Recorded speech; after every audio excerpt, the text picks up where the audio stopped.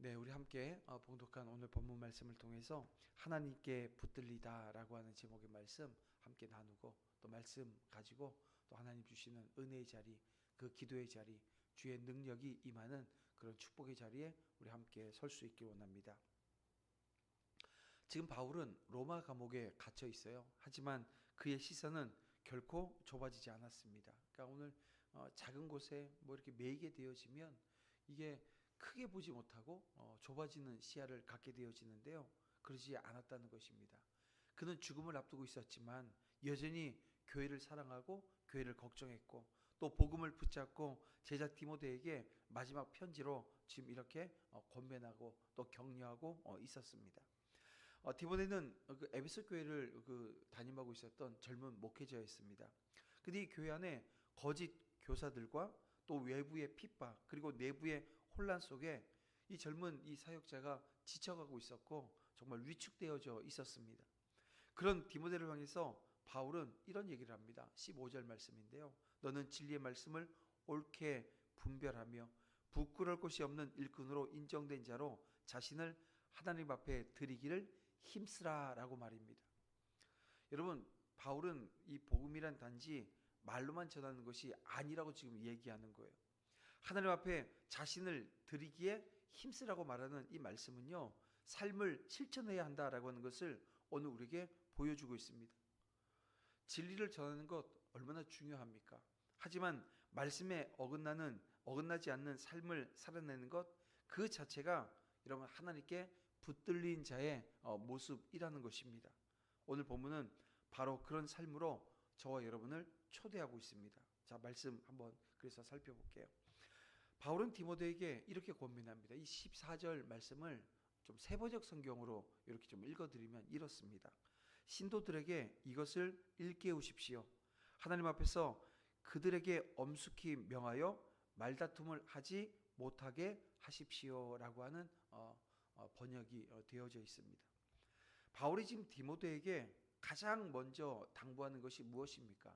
쓸모없는 논쟁, 말다툼을 멈추라고 하는 것입니다. 왜냐하면 이 말다툼은 듣는 자에게 아무런 유익이 없어요. 오히려 믿음을 무너뜨릴 수 있기 때문입니다. 거짓 교사들은 이 말과 논리로 이렇게 말합니다. 왜냐하면 거기에 능하거든요.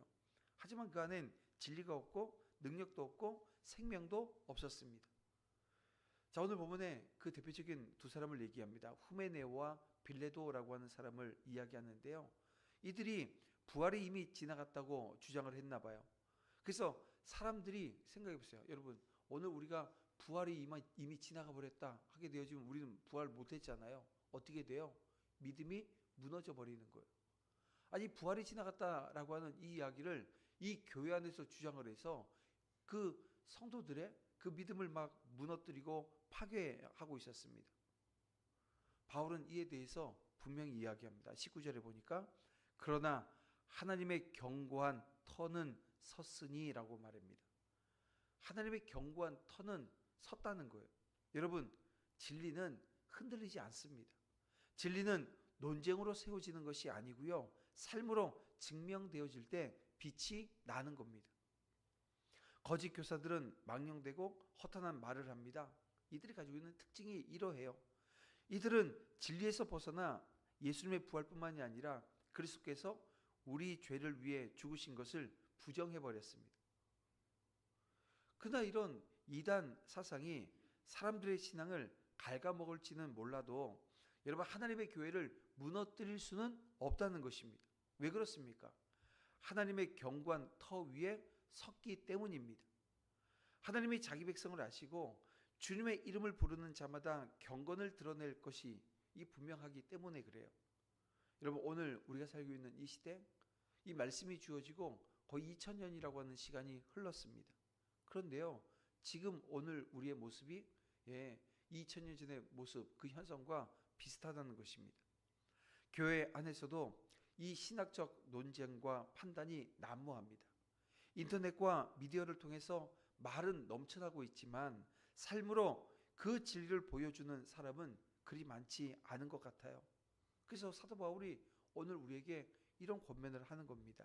15절 말씀을 다시 보면 진리의 말씀을 옳게 분별하며 부끄러울 것이 없는 일꾼으로 인정된 자로 자신을 하나님 앞에 드리기를 힘쓰라고 말입니다. 사랑하는 성도 여러분, 자신이 가르치는 진리가 자신의 삶을 통해서 반드시 증명되어져야 합니다. 말씀이 삶에 닿을 때 그 사람은 세상의 논쟁에서 벗어나서 진리를 드러내는 사람이 되어지는 거예요. 진리이신 예수 그리스도, 그분이 지신 십자가, 그리고 그분을 통해서 오늘 우리가 그 다시 오실 그 주님을 바라보며 그 심판주로 오시지만 오늘 우리는 그날 주님께서 주시는 큰 은혜 가운데 그 하나님이 오늘 우리에게 주신, 지금 우리가 누리고 있는 그 하나님의 나라를 우리는 보게 될 것입니다. 그 은혜의 자리에 여전히 서 있음에 우리는 감사하고 또 쓰임받는 이 복음의 전령으로서, 그리스도의 편지로서의 그 내 정체성이 흔들리지 않는 자리에 설 수 있는 우리 모두가 되어지기를 주님의 이름으로 축원함을 드립니다. 바울은 이어서 그릇 비유를 지금 들어요. 20절부터 22절까지 말씀인데요. 특별히 20절 말씀 보세요. 큰 집에는 금 그릇과 은 그릇뿐 아니라 나무 그릇과 질 그릇도 있어 귀하게 쓰는 것도 있고 천하게 쓰는 것도 있나니라고 말씀하고 있습니다. 여기서 그릇은 뭘 말하는 걸까요? 사람을 가리킵니다. 하나님은 우리를 쓰시되 아무 그릇이나 쓰시지 않는다는 거예요. 자, 21절에 보니까 그러므로 누구든지 이런 것에서 자기를 깨끗하게 하면 귀히 쓰는 그릇이 되어라고 말씀하십니다. 그렇습니다. 하나님께서 쓰시는 그릇, 하나님께서 쓰시는 사람 특징이 있다는 거예요. 어떤 특징일까요? 스스로 깨끗하게 하는 그릇, 또 준비되어 있는 그릇, 주님의 뜻에 합당한 그릇, 이게 여러분 주님이 쓰시는 그릇입니다. 이런 사람은 때를 얻든지 못 얻든지 하나님의 언제든지 쓰실 수 있습니다. 그리고 바울은 디모데에게 이어서 이렇게 말합니다. 22절, 또한 너는 청년의 정욕을 피하고 주를 깨끗한 마음으로 부르는 자들과 함께 의와 믿음과 사랑과 화평을 따르라 라고 말입니다. 여기서 지금 말하고 있는 이 청년의 정욕이라고 하는 것은 여러분 단순히 성적인 유혹을 말하는 것이 아니고요, 자기를 드러내고 싶은 마음, 또 비판받으면 감정적으로 대응하고 싶은 마음, 또 불안과 비교 속에서 흔들리고 싶어하는 그 내면의 욕망, 이 전체를 지금 이야기하는 거예요. 자기를 드러내고 비판받으면 감정적으로 대응하고 싶고 불안과 비교 속에서 흔들리고 싶어하는 이 내면에 있는 여러분 이 욕망인 겁니다. 그러나 하나님이 쓰시는 사람은 이런 감정적 충동을 다스리는 사람이라는 거예요. 이게 젊은 혈기가 있으면요, 이게 쉽지가 않은 거예요. 나이가 들어도 그거 감당해내지 못하는 그런 모습이 우리 가운데 있잖아요. 그래서 여러분 오늘 우리가 해야 될 게 뭐냐면 이 유혹, 이게 유혹이라고 성경은 이렇게 봅니다. 이 여러분 유혹을 피하기 위해서 어떻게 돼요? 아주 그냥 도망하는데, 이 유혹을 피해서 도망가는데 아주 필사적이어야 됩니다. 의와 믿음과 사랑과 화평을 적극적으로 쫓아야 된다는 거예요. 유혹을 피하는 데는 필사적으로 도망가야 되고 의와 믿음과 사랑과 화평에는 적극적으로 쫓기 위해서 여러분 오늘 우리가 또 서야 된다는 거예요. 우리는 항상 마음을 비우고 청결해야 이룰 수 있습니다. 하나님이 쓰시고자 하시면 여러분 언제든지 자신을 드릴 수 있도록 오늘 우리가 준비되어져 있어야 됩니다. 그 준비는요 다른 거 아니에요. 여러분 말씀과 기도로 우리가 준비되어져 있는 거예요. 사명의 자리로 나아가기 위해서 말씀이 있는 삶, 기도가 있는 삶의 자리에 서야 한다는 것입니다. 의와 믿음, 사랑, 화평, 여러분 이것을 열심히 쫓을 때 여러분 뭐가 이게 쫓겨나가냐면 이 죄된 옛 습관이 여러분 버려지고 그리스도 안에서 새 생활을 할 수 있는 겁니다. 이제 오늘 우리 안에 이 세상의 욕망보다 주님 뜻에 민감한 사람이 되어지는 것, 여러분 그럴 때 하나님께서는 오늘 저와 여러분을 귀히 쓰시는 그런 은혜가 있어요. 그래서 하나님께 귀히 쓰임받는 그릇 되어지는 축복이 오늘 이 시간 우리 가운데 넘치기를 주님의 이름으로 축원함을 드립니다. 자, 마지막으로 바울은 주의 종의 태도에 대해서 또 이렇게 권면을 합니다. 자, 23절에 보니까 어리석고 무식한 변론을 버리라 이렇게 얘기합니다. 또 24절 말씀에 보니까 주의 종은 마땅히 다투지 아니하고 라고도 말씀하고 있습니다. 여기 핵심 단어 두 가지, 그 하나가 있는데요. 주의 종은 감정적으로 사람을 대하지 않는다는 거예요. 화가 나도 다투지 않습니다. 억울해도 참습니다. 쉬워요? 이게 참 어려운 겁니다. 이 자기 감정을 드러내지 않는다라고 하는 것이 얼마나 어려운 일인지 모릅니다. 그런데 이렇게 하는 이유가 있다는 거예요. 그 이유는 사람을 설득하거나 이기기 위함이 아니라 이런 겁니다.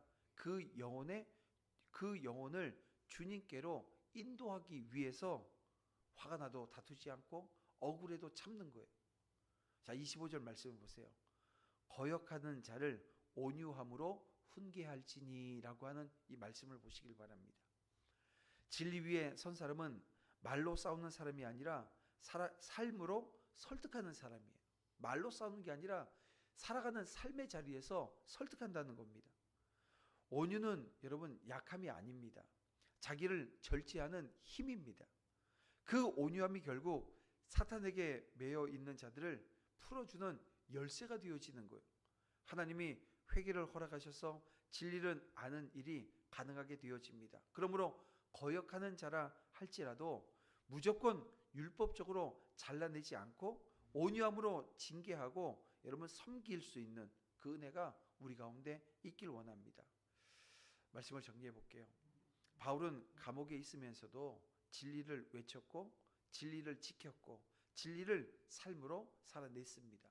여러분, 진리를 외치고 지키고 살아내는 삶의 자리 얼마나 중요한 것인지 모릅니다. 그리고 그 비결을 오늘 우리에게 오늘 본문 말씀을 통해서 알려주는 거예요. 쓸데없는 논쟁 멈추라는 거예요. 진리를 실천하라는 거예요. 자기를 깨끗하게 하며 귀 쓰이는 그릇으로 준비하라는 겁니다. 감정으로 대하지 말고 온유함으로 영혼을 섬기라는 거예요.